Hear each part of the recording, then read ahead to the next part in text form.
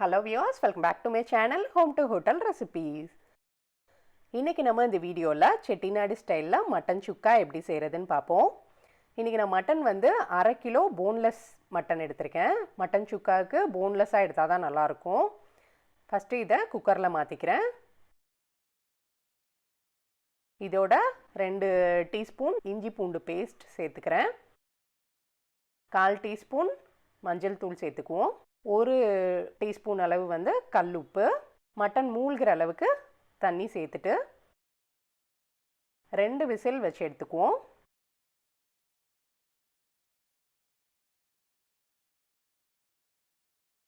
இப்போ அடுப்பில் ஒரு பேனில் 2 டீஸ்பூன் மல்லி விதை சேர்த்துக்குவோம். சோம்பு 1 டீஸ்பூன், சீரகம் 1 டீஸ்பூன், மிளகு 1/2 டீஸ்பூன் சேர்த்துப்போம்.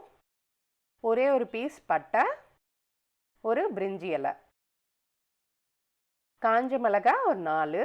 இப்போ இது எல்லாத்தையுமே ட்ரை ரோஸ்ட் பண்ணணும். அடுப்பை வந்து நல்லா லோ ஃப்ளேமில் வச்சுட்டு ட்ரை ரோஸ்ட் பண்ணி எடுத்துக்குவோம். நல்லா இது மாதிரி கலர் சேஞ்ச் ஆகிருக்கும், நல்ல ஒரு வாசனை வரும். இப்போ நம்ம அடுப்பை ஆஃப் பண்ணிவிட்டு இதை நல்லா ஆற விட்டுட்டு மிக்ஸி ஜாரில் போட்டுக்கிறேன். இதை தண்ணி இல்லாமல் நல்லா நைஸான பவுடராக அரைச்சி எடுத்துக்குவோம் முதல்ல. இப்போ நல்லா நைஸாக அரைச்சாச்சு பவுடராக. இப்போ இது கூட கொஞ்சமாக தண்ணி விட்டு நல்லா நைஸான பேஸ்ட்டாக அரைச்சி எடுத்துக்குவோம். இப்போ நல்லா நைஸாக அரைச்சாச்சு. இப்போ அடுப்பில் ஒரு பேனில் 3 டேபிள் ஸ்பூன் எண்ணெய் விட்டுக்குவோம். நான் வந்து சன்ஃப்ளவர் ஆயில் எடுத்திருக்கேன்.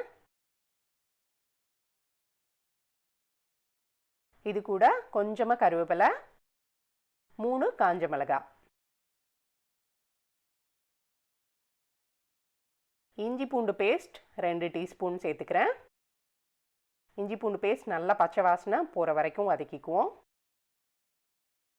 சின்ன வெங்காயம் ஒரு 20லேருந்து 25 சின்ன வெங்காயத்தை நல்லா பொடி பொடியாக கட் பண்ணிவிட்டு சேர்த்துட்டு கொஞ்சமாக உப்பு சேர்த்துட்டு நல்லா வதக்குவோம். மட்டன் சுக்காவுக்கு சின்ன வெங்காயம் நல்லா டேஸ்ட்டாக இருக்கும். சின்ன வெங்காயம் வேணாம் பெரிய வெங்காயம் போதும்னு நினச்சிங்கன்னா 2 பெரிய வெங்காயம் சேர்த்துக்கோங்க. இப்போ நம்ம அரைச்சி வச்ச மசாலாவை ஆட் பண்ணிட்டேன். கொஞ்சமாக தண்ணி விட்டு மிக்ஸி ஜாரில் ஊற்றிருக்கேன். நல்லா அந்த மாதிரி ஓரம் ஃபுல்லாக எண்ணெய் மிதந்து வர அளவுக்கு வதக்கி எடுத்துக்கணும். இப்போ நம்ம வேக வச்ச மட்டனை அந்த தண்ணியோடு சேர்த்து ஊற்றிக்கிறேன். இப்போ இதை நல்லா மிக்ஸ் பண்ணிவிட்டு நல்லா கொதிக்க விடணும். இந்த தண்ணி ஃபுல்லாக வற்றி மட்டன் வந்து நல்லா வெந்து வந்திருக்கும். அப்போ தான் மட்டன் சுக்கா ரெடி ஆகிருக்குன்னு அர்த்தம். இப்போ பார்த்தீங்கன்னா நல்லா பாதி தண்ணி வற்றிருச்சு. இன்னும் கொஞ்சம் தண்ணி வற்றணும். நடுவில் இந்த மாதிரி மிக்ஸ் பண்ணிக்கோங்க. இப்போ வந்து உப்பு வந்து ஏற்கனவே நான் சேர்த்துருக்கேன் அந்த மட்டன் வேக வச்சப்போ. பத்தாததுக்கு நீங்கள் இப்போ டேஸ்ட் பண்ணி பார்த்துட்டு வேணும்னா ஆட் பண்ணிக்கோங்க. நான் கொஞ்சமாக சேர்த்துருக்கேன், நைஸ் உப்பு சேர்த்தேன் கொஞ்சமாக.